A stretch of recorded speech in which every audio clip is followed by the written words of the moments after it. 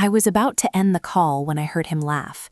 Not the laugh he gave me, but the cruel one he saved for his friends. That's when I realized the man I was going to marry had been lying from the start.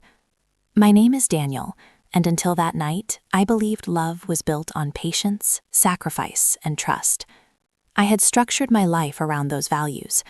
I ran a private logistics firm that handled discrete, high-value contracts, art transport, rare collectibles, sensitive shipments for clients who valued silence more than speed.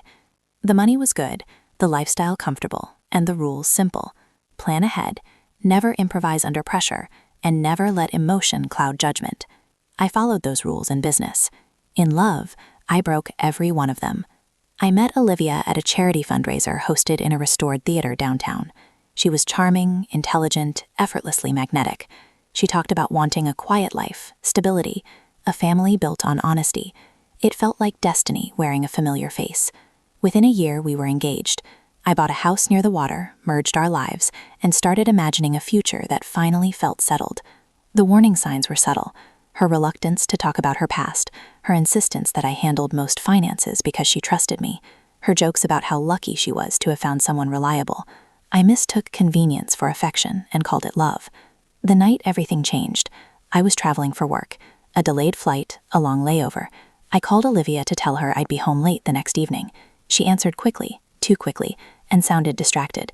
"I'm with friends," she said. "Can I call you back?" "No problem," I replied. "Just wanted to say goodnight." "Love you," she said, already pulling the phone away.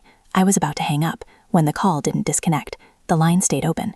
At first I heard music, laughter, then a familiar voice, hers, clear and sharp. "Oh my God," Olivia laughed. "The idiot doesn't know I'm using him."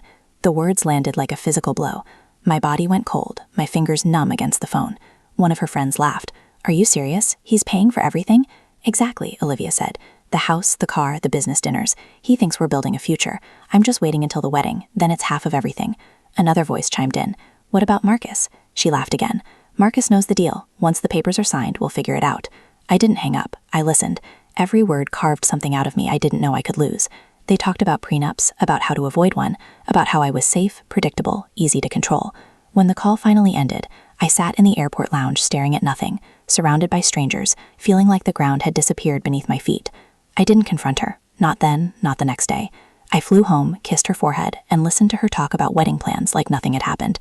That was the moment I decided to treat this like business. Calm, precise, document everything. I hired a forensic accountant and a private investigator, quietly, discreetly.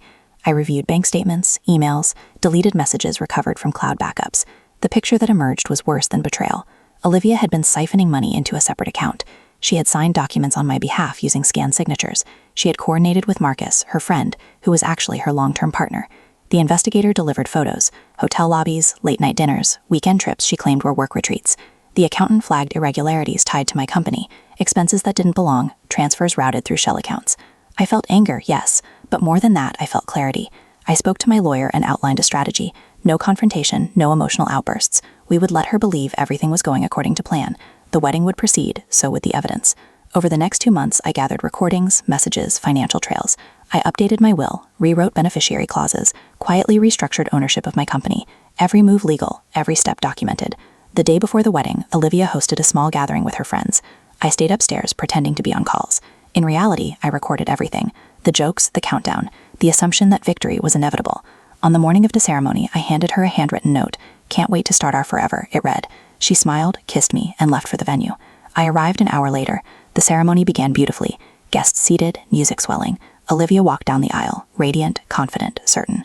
I watched her with a strange calm. When the officiant asked if there was anything to delay the union, I spoke. Yes. The room froze. I stepped forward and handed the officiant a folder. Then I turned to the guests. "Before we proceed," I said, my voice steady, "there are some truths that deserve daylight." I played the recording. Olivia's laughter echoed through the hall. "The idiot doesn't know I'm using him." Gasps, whispers, her face drained of color. I continued. Photos appeared on the screen behind us. Bank statements, messages, timelines. Her affair, the fraud, the plan to take half my life. She screamed that it was fake, that I was manipulating everything. But truth has weight, and it settled heavily over the room. I turned to her. "You thought silence meant weakness," I said. "It never does." I walked out. The wedding never resumed. In the weeks that followed, consequences arrived quickly. Charges were filed. Marcus disappeared. Olivia's accounts were frozen. My company remained intact. My name cleared. But here's the part no one expected. 3 months later, my investigator uncovered something else.